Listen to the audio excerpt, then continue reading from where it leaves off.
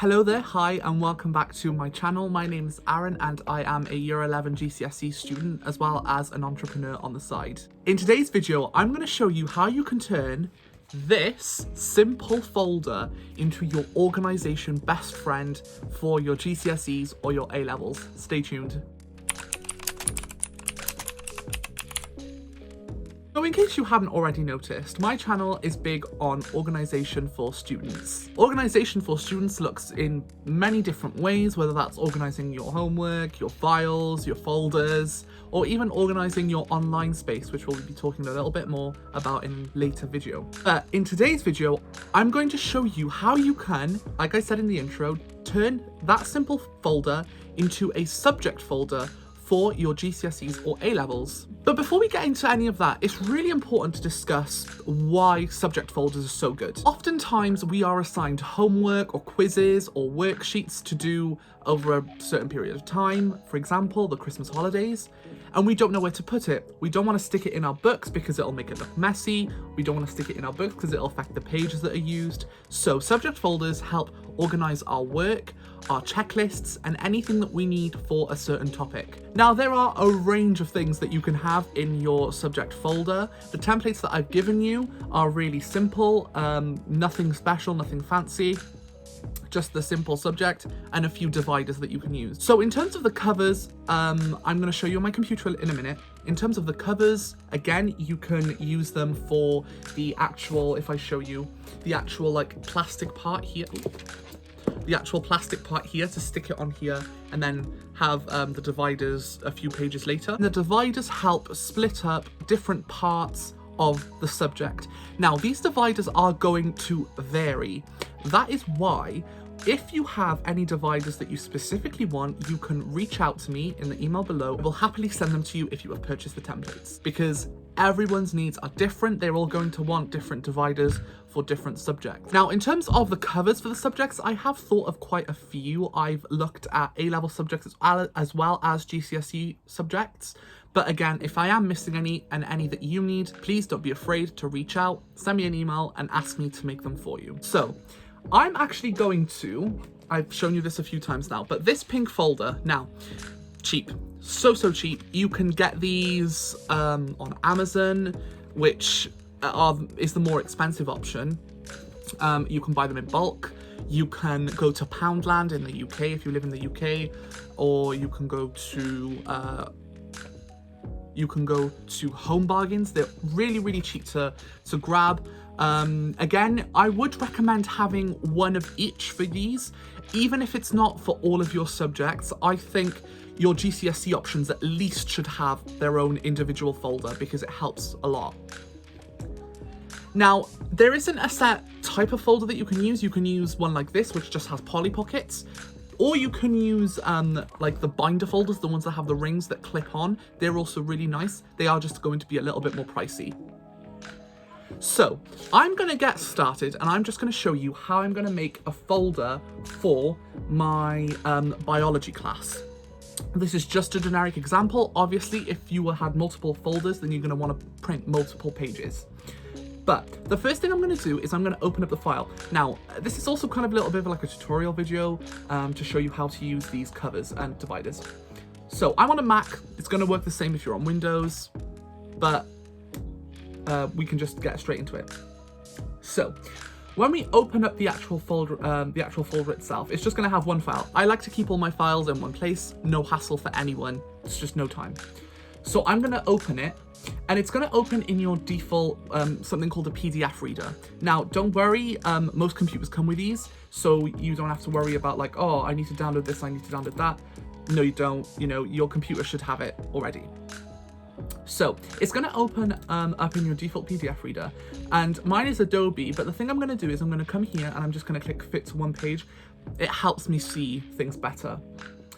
Then another thing I'm going to do is I want to plan out what subjects I want to use, what subjects I don't. So I'm going to click on the I'm going to click on the find button, which is this little magnifying glass with the 3 dots. And I'm just going to search for, say for example, I was doing, again, because I'm doing biology, I'm gonna search biology, and biology's coming up. And it takes me exactly to that page, and I can take a note of what page this is. So this is page 7. I don't have to write anything down, because like I said, I'm only doing one for biology. But if I show you quickly what's actually included in all of them, let me see if I can get the thumbnail set. Here we go. Oops. If I show you quickly what's included in all of them, you've got a simple like welcome page from me. This is included in all my products if you want to go have a look, telling you about the terms of use and how to use them, all that stuff. But I have got a lot. I've got English, maths, chemistry, physics. I've got all of it, the whole lot. You, again, if like I said, if I haven't got anything you want on there, email me and I will make it. So I'm then going to come down to the dividers. So there are more covers than there are dividers, and there's a specific reason for that, because the dividers are individual to everyone. But I'm going to show you how you can make your own dividers on Canva, which is a free software. I will leave a link below for students and other people, but for students especially, it's really useful. But the dividers that I've already included, I think, are universal to people who are going to buy this, because you know, everyone's going to do past papers or worksheets, or they're going to have classwork sheets that are loose.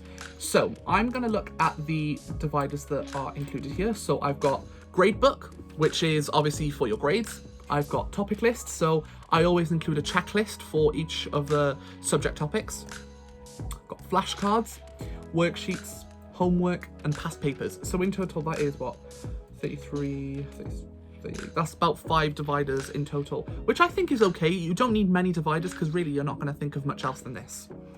Now, in terms of printing them, you can print them however big you want, but to save on paper, I'm going to give you a quick little tip. So I'm going to come up here to the print button, and the cover itself, so the cover that's going to go on the front of this, I want to be A4.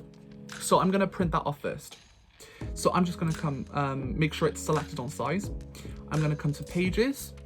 Now, if you are using Adobe PDF Reader, all you do is, for example, if you wanted 1 and 7 or 1 and 4 and 7, you just put a comma in between the numbers and it'll print those pages out. But because I'm only doing biology, I'm just going to click number 7.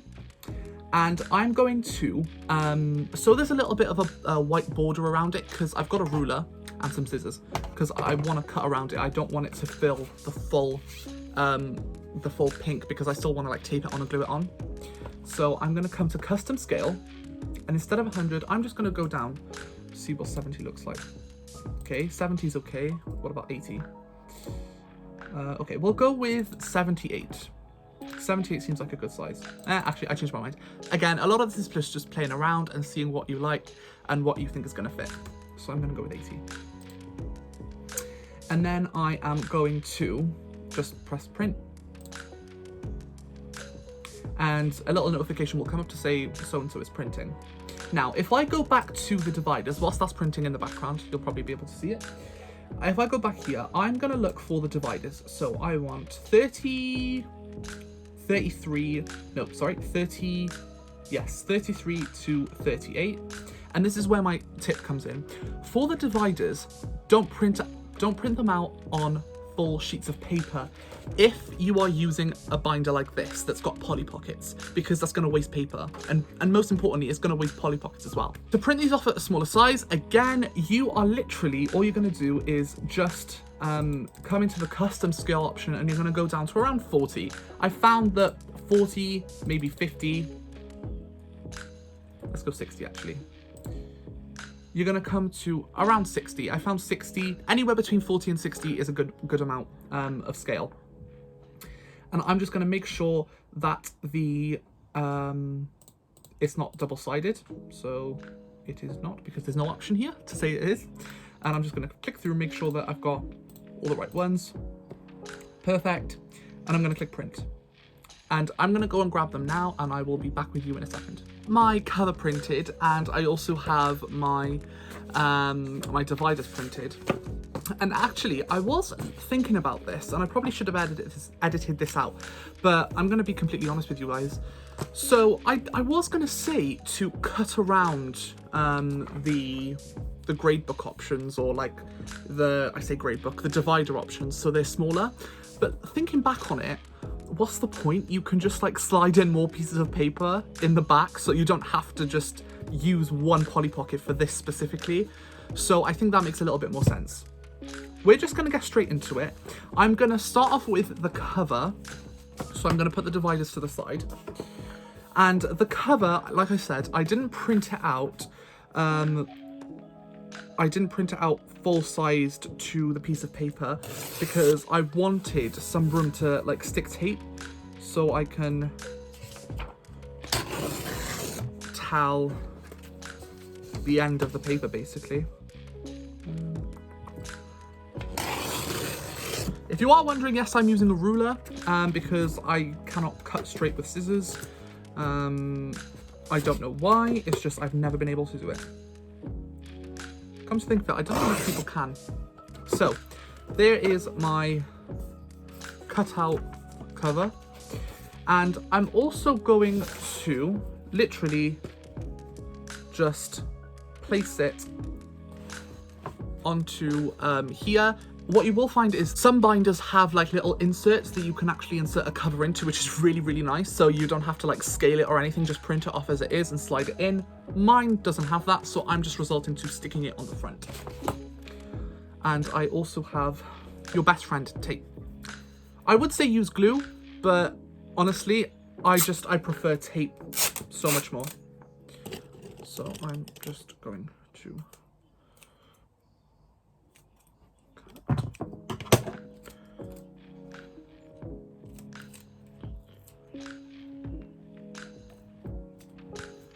go.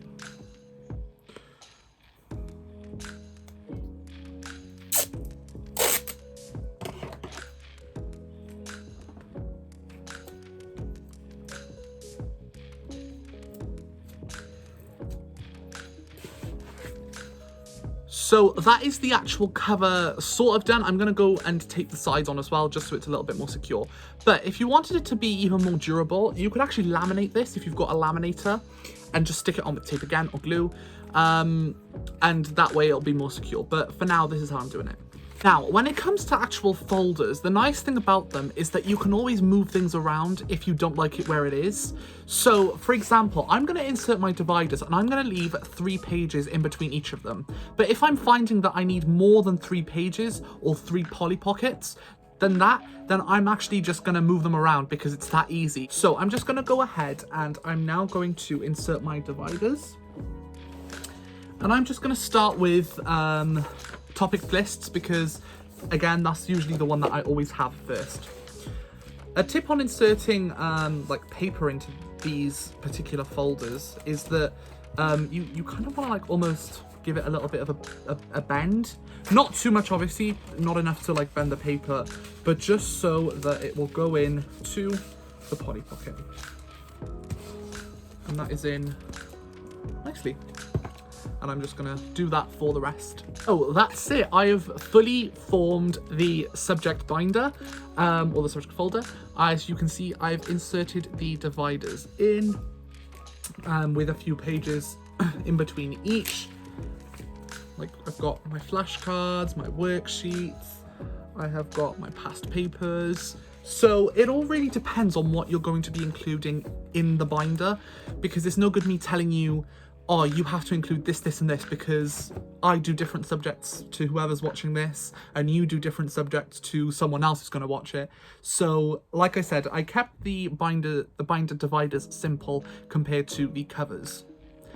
Now, if you are looking for things to insert, such as like exam prep timetables, revision timetables, you're looking for topic checklists for biology, because that's the only one I have out at the moment, I will leave some links down below to my Etsy shop where you can buy the exam prep. It's got 10 printable templates for you to sort of have a look around.